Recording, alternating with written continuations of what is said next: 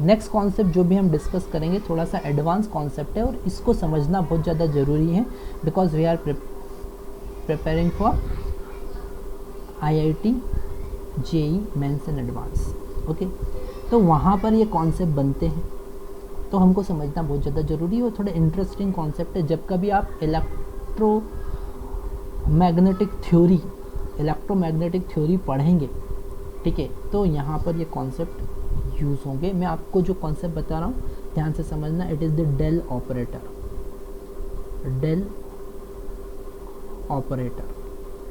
Okay. इसको हम ये डेल ऐसा लिखते हैं, ठीक है। डेल ऑपरेटर क्या होता है? I del by del X plus J cap plus J cap, I cap del by del X, J cap del by del Y plus K cap del by del Z. ये आपने पहले पढ़ा भी है जब हम इलेक्ट्रोस्टैटिक में relation find करते हैं between electric field and potential gradient की जब हम बात करते हैं तो डेल ऑपरेटर का यूज़ हम करते हैं, है ना। यहाँ पर पार्शियल डिफरेंशिएशन का हम यूज़ कर रहे हैं, partial differentiation with respect to x, partial differentiation with respect to y, partial differentiation with respect to z. ये पार्शियल डिफरेंशिएशन का कॉन्सेप्ट आपको पता है। जब एक्स के रिस्पेक्ट में आप कर रहे हैं तो वाई और जेड को कॉन्सेंट्रेट करना है, वाई के रिस्पेक्ट में कर रहे हैं तो एक्स और जेड को कॉन्स्टेंट मानना है, और जेड के रिस्पेक्ट में कर रहे हैं तो एक्स और वाई को कॉन्स्टेंट मानना है। ये है डेल ऑपरेटर। अब ये एक वेक्टर है, ये क्या है? एक वेक्टर, ठीक है, एक वेक्टर ऑपरेशन है, ठीक है। जैसे आप अलजेब्रा पढ़ते हैं, कैलकुलस पढ़ते हैं, ठीक है, तो कैलकुलस में वेक्टर कैलकुलस भी आता है, कैलकुलस में वेक्टर कैलकुलस भी आता है, और वेक्टर कैलकुलस में ये उसका एक पार्ट, बहुत इंपॉर्टेंट पार्ट, ठीक है। जब हम वेक्टर डिफरेंशिएशन की बात करते हैं, डिफरेंशियल वेक्टर की बात करते हैं, तो हम ये डेल ऑपरेटर पढ़ना बहुत ज़्यादा ज़रूरी हो जाता है, ठीक है। अब इस डेल ऑपरेटर जो कि एक वेक्टर है, इसका मल्टीप्लिकेशन जब हम किसी स्केलर फंक्शन के साथ में करते हैं तो जो ऑपरेशन है इट इज़ कॉल्ड ग्रेडियंट, उसको हम कहेंगे gradient of any scalar function. तो फर्स्ट हम देख रहे हैं gradient of any scalar function. हमारे पास में अलग अलग टाइप की फिजिकल क्वांटिटी होती है, ये तो हम पढ़ते आए हैं बहुत पहले से कि वेक्टर फिजिकल क्वांटिटी होती है, स्केलर फिजिकल क्वांटिटी होती है, तो स्केलर फंक्शन भी होते हैं। जैसे पोटेंशियल स्केलर फंक्शन है, एनर्जी स्केलर फंक्शन है ना, वो पोजीशन का एक्स वाई जेड का फंक्शन हो सकता है।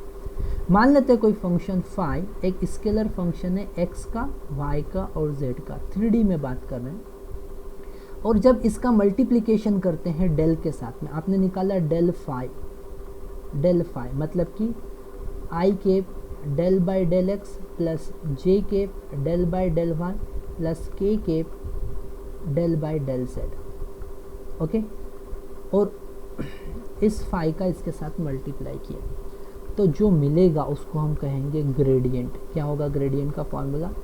Del phi by del X plus J cap del phi by del Y plus K cap del phi by del Z, okay. It is the gradient. इसको हम कहेंगे grade phi. लिखने का तरीका क्या है? ग्रेड फाई, ठीक है। अब ये फाइंड करना ऐसा नहीं कि बस मल्टीप्लाई कर दिया और फाइंड कर दिया, न्यूमेरिकल सॉल्व कर लिया। इसका फिजिकल सिग्निफिकेंस है, इसका कुछ इम्पोर्टेंस है, ठीक है। जैसे एग्जाम्पल हम देखते हैं, E is equal to minus del phi होता है, सॉरी माइनस डेल वी होता है, हमको पता ना ये बात, माइनस डेल वी होता है। Relation between electric field, potential gradient की अगर हम बात करें, जो कि हमने फर्स्ट चैप्टर इलेक्ट्रोस्टैटिक में बहुत अच्छे से पढ़ा है। ई वेक्टर को हम लिखते हैं minus del V by del X I K plus del V by del Y J K plus del V by del Z K, okay. तो ये एक एग्जांपल हमको पता ही है पहले से, ग्रेडियंट कोई नई बात हमारे लिए नहीं है, ठीक है। So the negative of gradient of potential is equal to the electric field. तो यहाँ से अगर किसी स्केलर फंक्शन का ग्रेडियंट आपने फाइंड किया, किसी स्केलर फंक्शन का अगर ग्रेडियंट हम फाइंड करते हैं तो हमको क्या मिलता है, हमको एक वेक्टर क्वांटिटी मिलती है, एक वेक्टर क्वांटिटी मिलती है, ठीक है। जैसे पोटेंशियल का ग्रेडियंट फाइंड किया और नेगेटिव साइन का यूज़ किया तो इलेक्ट्रिक फील्ड मिलेगी, ठीक है। तो ग्रेडियंट ऑपरेशन हमने यहाँ पर यूज़ किया, ठीक है। ध्यान से समझना, वापस से एक बार मैं आपको बताता हूँ। ग्रेडियंट ऑपरेशन स्केलर फंक्शन के ऊपर अप्लाई करते हैं, है ना। ग्रेडियंट स्केलर फंक्शन का अगर फाइंड किया तो हमको एक वेक्टर क्वांटिटी मिलती है। अब मैंने आपको कहा कि इसका फिजिकल सिग्निफिकेंस भी है, कुछ मतलब है, ठीक है। तो वो क्या है हम वो भी देख लेते हैं, है ना। तो यहाँ साइड में हमारे पास इतनी स्पेस बची है, इतने में हमारा काम हो जाएगा, ठीक है। हम बात कर रहे हैं फिजिकल सिग्निफिकेंस की।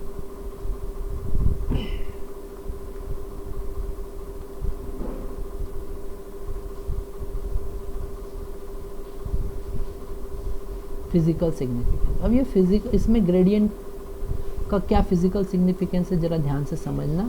अगर आपने किसी स्केलर फंक्शन का ग्रेडियंट निकाला तो वो स्केलर फंक्शन किस डायरेक्शन में मैक्सिमम रेट से चेंज हो रहा है, ठीक है। किस डायरेक्शन में मैक्सिमम रेट से चेंज हो रहा है वो डायरेक्शन हमको पता चलती है। ग्रेडियंट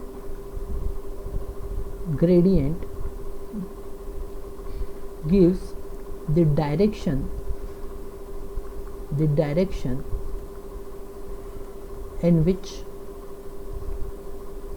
स्केलर फंक्शन जिसका ग्रेडियंट निकाला है, scalar function phi changes with maximum rate, ठीक है। एक तो ये कॉन्सेप्ट, दूसरा कॉन्सेप्ट एक और, जब कभी स्केलर फंक्शन को हम प्लॉट करते हैं तो हमको सरफेस मिलती है, जैसे कि इक्विपोटेंशियल सरफेस, है ना। जब कभी हम स्केलर फंक्शन को प्लॉट करते हैं तो हमको सरफेस मिलता है और सरफेस पर नॉर्मल डायरेक्शन ग्रेडियंट होता है, ठीक है। Gradient gives normal direction, normal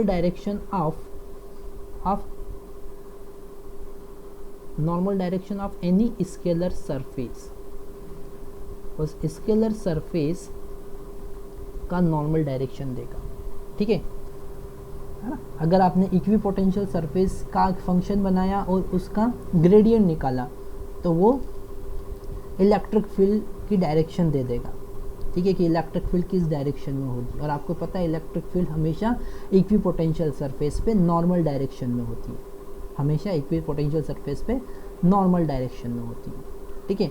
तो और आपको मैं क्लियरली समझाता हूँ। आपने क्या किया, electric field is equal to minus delta v. तो इससे हमको एक बात समझ में आ रही कि इलेक्ट्रिक फील्ड की डायरेक्शन किधर है। इलेक्ट्रिक फील्ड की डायरेक्शन उस डायरेक्शन में है जहाँ पर पोटेंशियल मैक्सिमम रेट से इंक्रीज नहीं डिक्रीज हो रहा है, because we are using negative sign here, that's why the electric field always is in that direction where the potential decreases with maximum rate. Okay, हम ये पॉइंट लिख लेते हैं। Electric field always is in direction where potential decreases, this negative sign, ठीक है।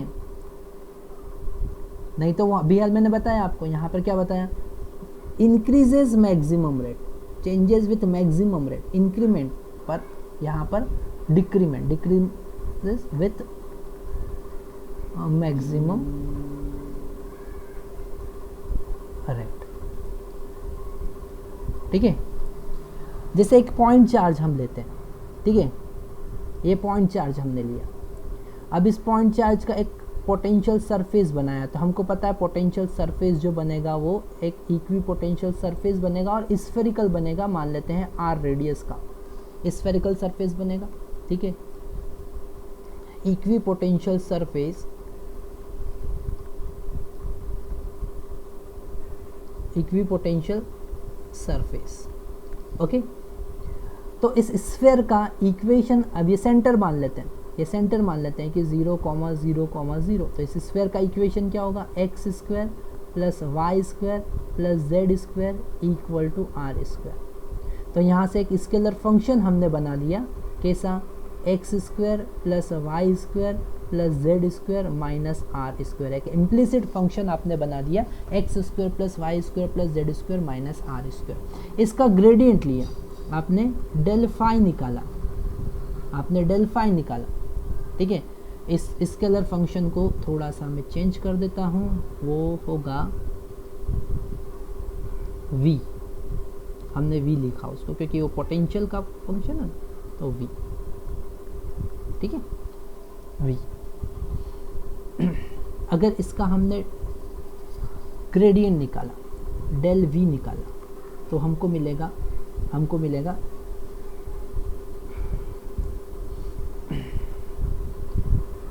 Del 2xi cap plus 2yj cap plus 2zk cap. Okay, ये निकाला। तो यहाँ से हमने वो डायरेक्शन फाइंड कर ली। अब यहाँ से थोड़ा सा समझना, इसको थोड़ा सा ग्राफिकली समझना टिपिकल है ना। उसके लिए मैं आपको एक 3D डायग्राम की हेल्प से इसको समझाने की कोशिश करता हूँ, है ना। आप देखो, ये जो ग्रेडियंट जो भी मिला है अपने को, ग्रेड v जो भी मिला है, उसमें x i कैप है, y j कैप है और z k कैप है। ठीक है, अब इसकी डायरेक्शन हम देखेंगे। तो यहाँ पर एक स्फेयर हमने बनाया था, ठीक है, एक स्फेयर हमने बनाया था 3D में। ठीक है, थोड़ा सही अच्छा नहीं बना स्फेयर।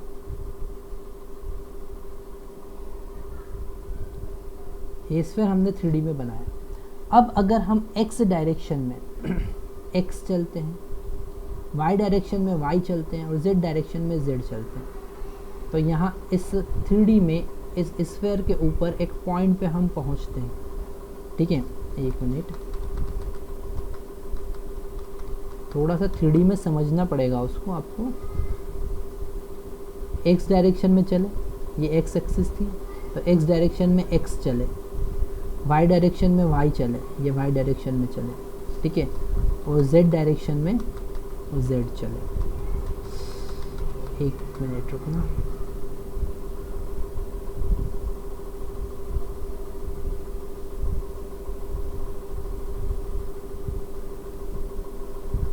है ना। ये कोई पॉइंट P सर इस स्फेयर के ऊपर है। ठीक है, तो x डायरेक्शन में x चले, y डायरेक्शन में y चले, ठीक है, ये y चले, और z डायरेक्शन में ये z चले। तो यहाँ पर इस पॉइंट पे P पे पहुँच गए। अगर इस पॉइंट को हम ओरिजिन से मिला देते हैं, ज़रा ध्यान से देखना, ओरिजिन से हमने मिलाया तो आपको एक वेक्टर मिलेगा, एक वेक्टर मिलेगा। ठीक है, और वो वेक्टर होगा x I K plus Y J K plus Z के, और वो इस स्फेयर पे नॉर्मल होगा, वो इस स्फेयर पे क्या होगा, नॉर्मल होगा। ठीक है, थोड़ा सा उसको 3D में आपको समझना है।